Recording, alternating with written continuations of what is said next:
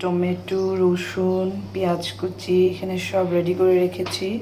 এখানে শুকনো মরিচ, তারপরে লং, দারচিনি, আর এখানে পনিরগুলোকে জাস্ট অল্প হালকা হালকা ফ্রাই করে, আর এখানে কস্তুরি মেথি সব রেডি করে রেখেছি। এখন আমার প্রিপারেশন চলছে বাটার পনির। আর দিদির ঘরে মাছ মাংস সকালবেলায় বাজার করে দিয়ে আসছি। ওইখানে আজকে আমাদের রাত্রের পিকনিক।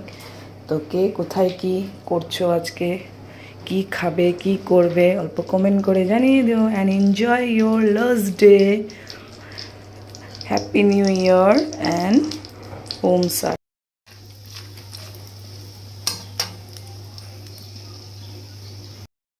একটু মিক্সড করার আগে একটু বাটারের মধ্যে একটু সট করে নিচ্ছি হালকা হালকা করে।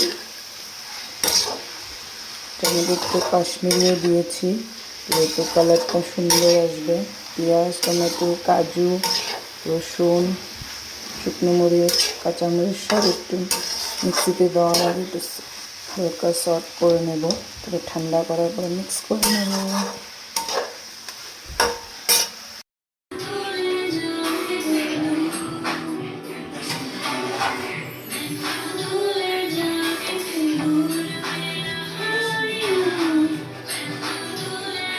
বন্ধ কর।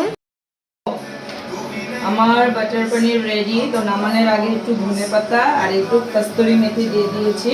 তো ধনেপাতা তো দিতেও পারো, নাও দিতে পারো, এটা আমি দেশি স্টাইল। আর কস্তুরি মেথিটা দিয়ে দিয়েছি, সেন্টটা ভালো আসবে।